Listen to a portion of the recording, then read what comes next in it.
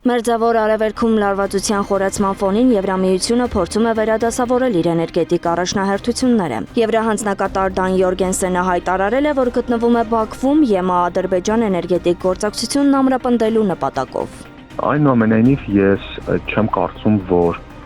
ադրբեջանական ուղղությունը այս բարիդրությամբ Եվրոպայի համար առաջնահերթություն է, հատկապես ստեղծված ճգնաժամային պայմաններում, դա կարևոր ուղղություն է, ինչ խոսք, բայց դա կրկնում եմ այն ծավալը չի,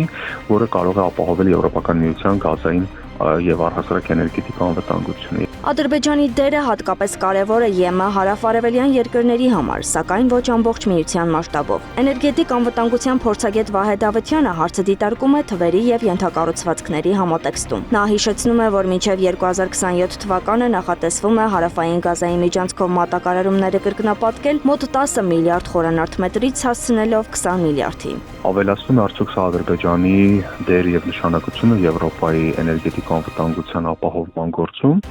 Իհարկե, բայց եթե հարցը դիտարկում ենք թվերով եւ լոգիստիկ առումով, ապա իհարկե այստեղ առաջանում են մի շարք հարցեր եւ ասպեկտներ, որոնց պետք է ուշադրություն դարձնել։ Միևնույն ժամանակ Եվրամիության տարեկան գազի սպառումը կազմում է շուրջ 400-ից 450 խորանարդ մետր։ Ոստի նշված ծավալը չի կարող արմատապես փոխել եվրոպական էներգետիկ պատկերը։ Դավթյանը կարևորում է նաև Թուրքիայի գործոնը, նշելով, որ ռազմավարական նշանակություն կարող է ստանալ նրա դերը որպես գազատրանսպորտային հանգույց։ Խոսքը թուրքական հոսք եւ երկնագույն հոսք գազամուղերով ռուսական գազի հնարավոր վերաարտահանման սցենարի մասին է։